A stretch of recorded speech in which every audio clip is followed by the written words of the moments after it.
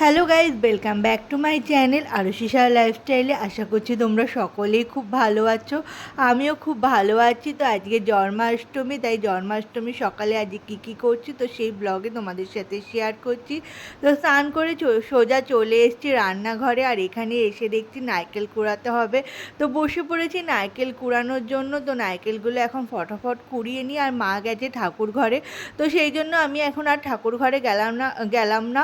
তো আমার যে কাজগুলো আছে তো আমি সেগুলোকে কমপ্লিট করে নিই। আমি ভাবলাম যে নারকেলটা কুড়িয়ে নিই, তালটা ছেঁকে নিই, তাহলে মা এসে ঝটাপট করে সমস্ত কিছু করে ফেলতে পারবে।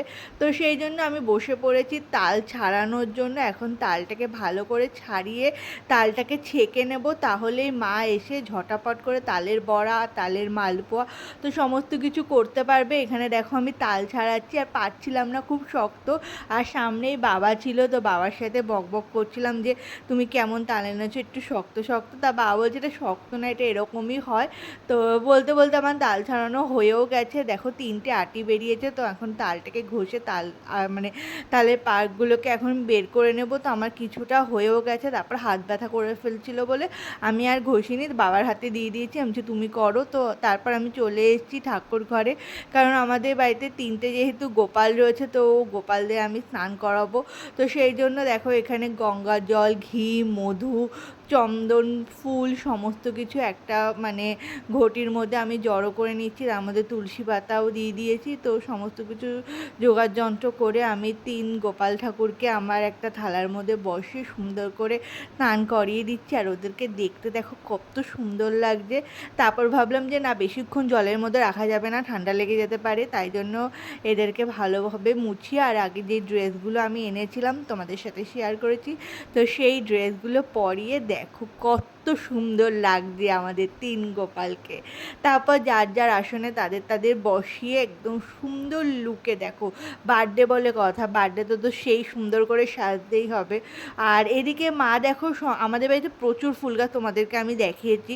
আর এখানে মা দেখি সমস্ত ফুল দিয়ে মানে টগর ফুল দিয়ে পুরো সুন্দর সুন্দর মালা গেঁথে নিয়েছে। তো আমি ভাবলাম যে যখন মালা গেঁথেই দিয়েছে, তো আমি সুন্দর করে সিংহাসন দিয়ে ঠাকুর দিয়ে সমস্ত কিছু ভালো করে সুন্দর করে সাজিয়ে নিই।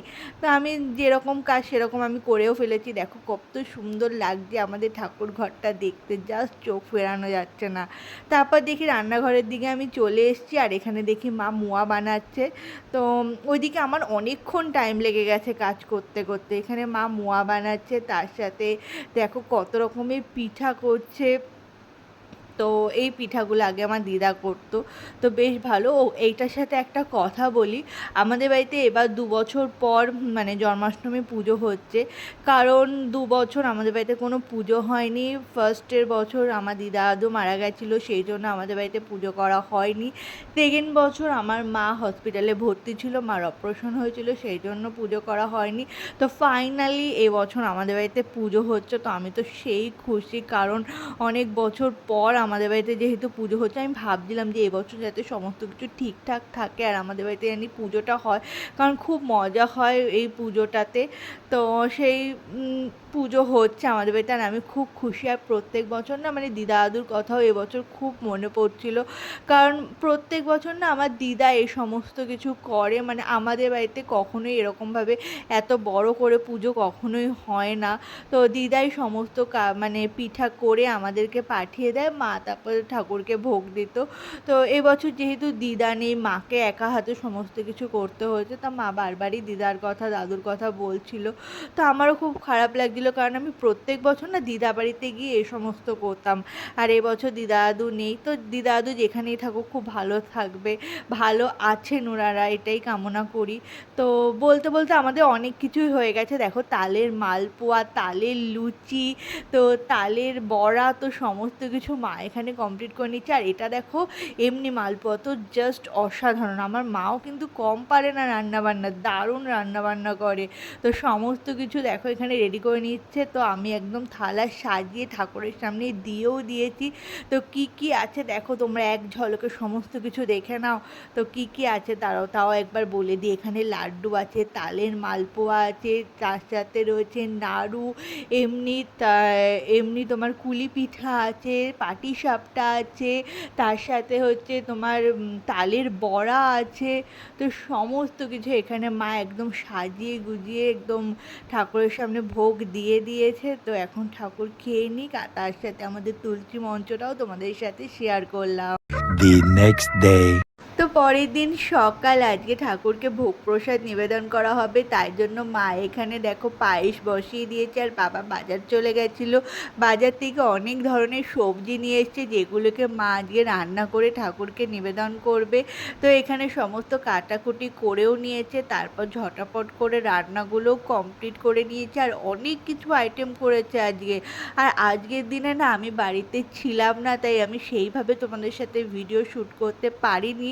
আর এই যে সমস্ত ভিডিওগুলো তোমরা দেখছো না, এগুলো পুরোটাই করেছে আমার বাবা মা।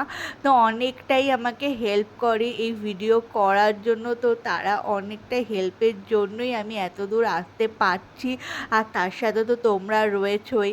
তো এখানে অনেক কিছু দেখো আইটেম করেছে, গোবিন্দভোগ চালের ভাত করেছে, তার সাথে ভাজা করেছে, পটল ভাজা, উচ্ছে ভাজা, বেগুন ভাজা, আলু ভাজা, লাল শাক, কুমড়ো ভাজা, তার সাথে রয়েছে ডাল, ঘ্যাট, পনিরের রসা, চাটনি, পাঁপড়, এখানে তার সাথে রয়েছে পায়েস। তো অনেক কিছু আইটেম করে ঠাকুরকে ভোগ হিসাবে নিবেদন করে দিয়েছে।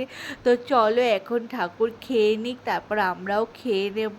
তো তারপর আমি এখানে থালা সাজিয়ে বসে পড়েছি, আমাকেও দিয়ে দিয়েছে খেতে। তো আমি এখন খেয়ে নিই, আর ভিডিও ভালো লাগলে চ্যানেলটিকে সাবস্ক্রাইব করে দিও।